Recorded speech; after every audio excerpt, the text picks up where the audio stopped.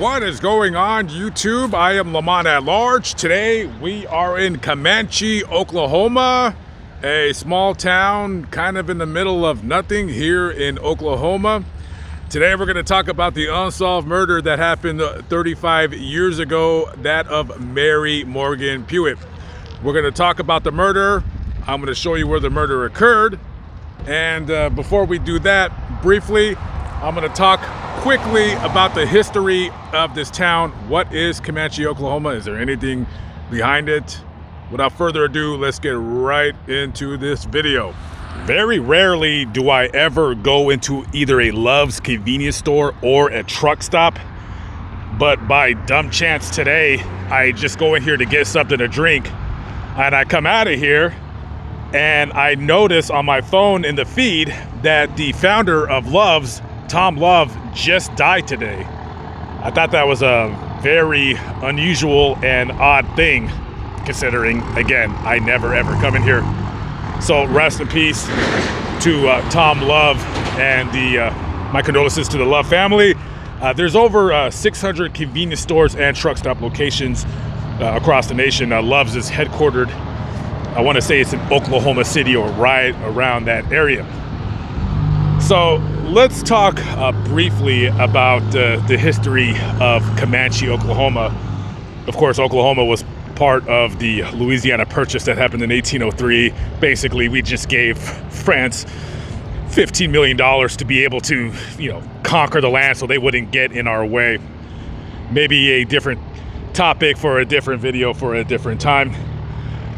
And anyways, so Oklahoma, before it became a state, it was the 46th state in the nation. It was just basically Indian territory being controlled by different Indian tribes in and around the area.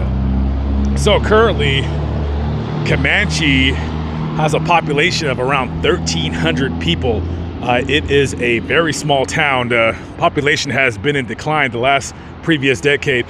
It declined about 17%. There's not much in terms of industry here. There's no major employers here. You have most people that live in this town, they either own a small business or they're some form of a rancher. You have some pecan orchards in the area. This part of Oklahoma used to be really well known for oil drilling, not so much anymore.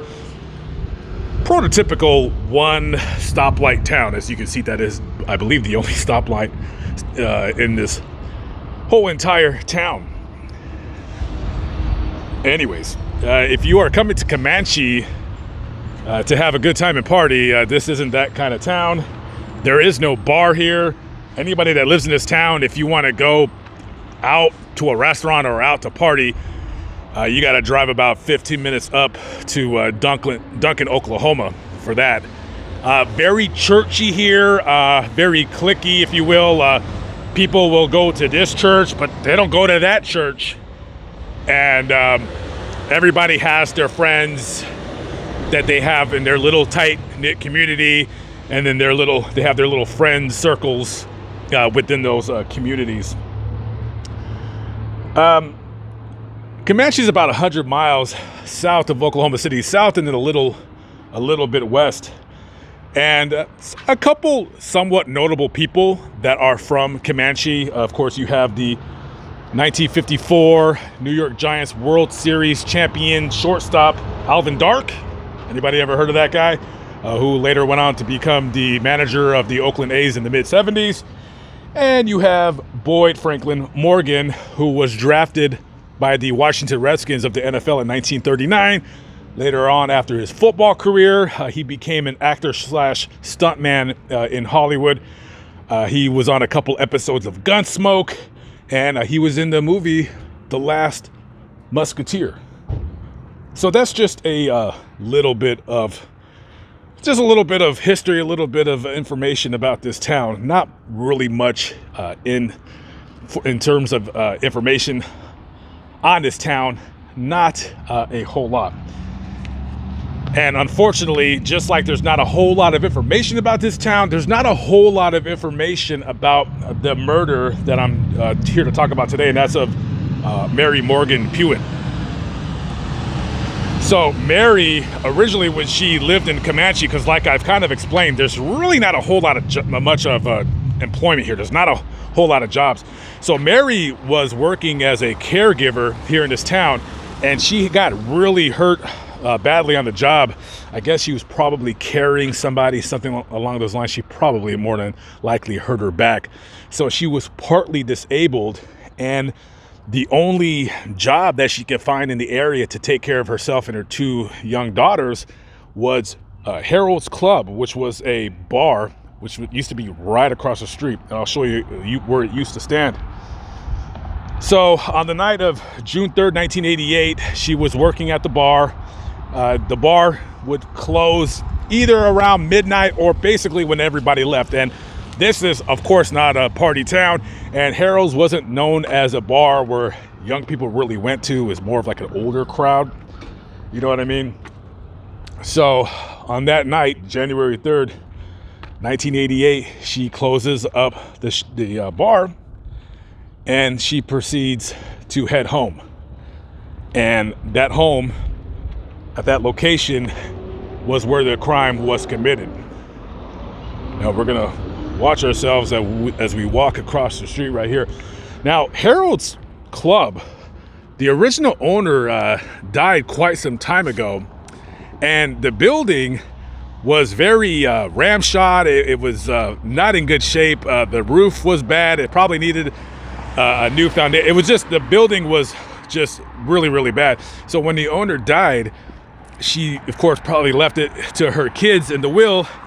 And instead of being a smart businessmen where they get the proper permits to continue the bar, they just basically started operating it without renewing their licenses. They didn't really care about any of that. And finally, the county or the city, whoever, shut the place down. And then it was finally torn down because nobody was going to buy the place. It was just, the building was just, it was just a junk. But this is where this building used to stand, right here, as far as I can see. Now, the address was 108 Main Street. So I'm guessing, more than likely, it could have even also possibly been right there. But I talked to a gentleman who we talked a little bit about this case, and he was almost certain that it stood right here. Now we're gonna hop in the old van here, and we're gonna take a quick drive to where Mary used to live and where the murder occurred. Now, I just drove the same route that Mary would have driven to come back home after getting off of her shift at Harold's Club, and it's just exactly a mile. So she would have came from straight ahead coming down here, and she would have made a left at that stop sign right there. So she comes home and she has company. She has a friend that they sat together in her home watching television till about 1:45 in the morning. So now it's June 4th, 1988. Now, at the time, Mary was married to a man who was currently in jail on some charge that I'm not sure of. And she had been married 2 previous times. One of those times was to a man that there was some abuse in the marriage. So she's working on her 3rd marriage, but of course the 3rd husband totally cleared of the murder because he was sitting in jail. So this man that was hanging out with her was the last person to see her alive. So that morning, June 4th, 1988, about 6:30 a.m., Mary's mother is coming by the house to bring her daughters, because they had spent the night at her mother's house while she was working. So she comes to bring her daughters, and the door's locked. No one's answering the door. One of Mary's daughters peeks into one of the windows in the home where her bedroom is and sees her mother lying on the bed, covered in blood. And she's screaming, "Mommy, mommy." She goes to her grandmother and says, "I can't wake mommy up," and she's covered in blood. Immediately, her mother makes her way into the home, goes to her daughter's bedroom and sees her body on the bed. She touches her stomach to see if she's breathing, and her body's still warm, but by that time it was already too late. She had already been dead. She had been stabbed in the torso and in the neck at least 30 times. Had, of course, defensive wounds on her hands and her arms. That is the home right in front of you where the murder occurred. And that would have been the bedroom right there with the air conditioner, where the little girl peeked through the blinds to see her mother's lifeless body. When Mary was found, she was only wearing a t-shirt and socks. This has been a case that has been looked at for many, many years, and I'm pretty sure the OSBI is handling this case and not the Comanche police. Comanche police, you know, you're a cop here in a town with 1,300 people. You're probably not used to murders. I believe this is the only unsolved murder that has ever occurred here in Comanche. So if you're a police officer, you're probably used to pulling people over for DUIs, running a stop sign, fight with your girlfriend or your boyfriend, whatever. And I'm fairly certain this house right here where the murder occurred, I'm fairly certain that the police have already spoken to the person who committed this crime. I'm assuming that, of course, the third husband is clear. He was in jail. He has the perfect alibi. First husband, the family says he was out of town, and the second husband was with somebody else. So everybody has an alibi. Nobody knows who committed this crime. I did talk to a guy back in town who I will not name. He was a little kid when this happened, so he doesn't remember too much about what occurred, but he does remember this. And he doesn't remember the name, but he said the person that everybody in town was talking about that they felt committed the crime was a guy that was not very well liked.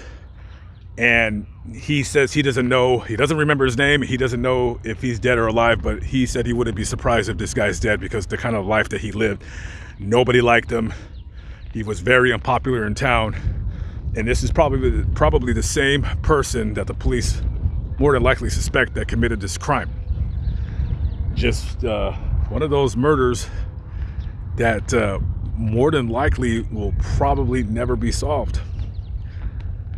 You know, and you have a mother and a father who had to raise their murdered daughter's children, and they never got to see their mother ever again.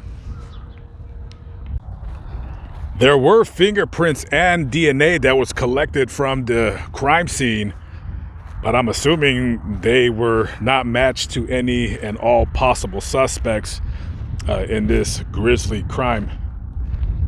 And this is the final resting place of Mary Morgan, and her married name, Pruitt, is not on the stone, so I'm gonna have to go ahead and make that the title of this video. This is her father right here, David Morgan.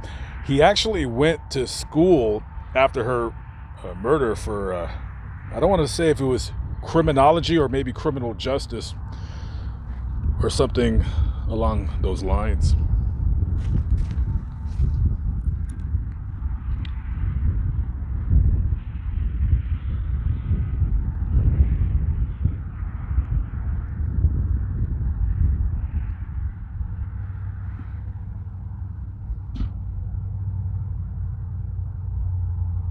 If anybody has any information on the unsolved murder of Mary Morgan, please contact the Oklahoma State Bureau of Investigation Lawton office. Their number is 580-248-4050.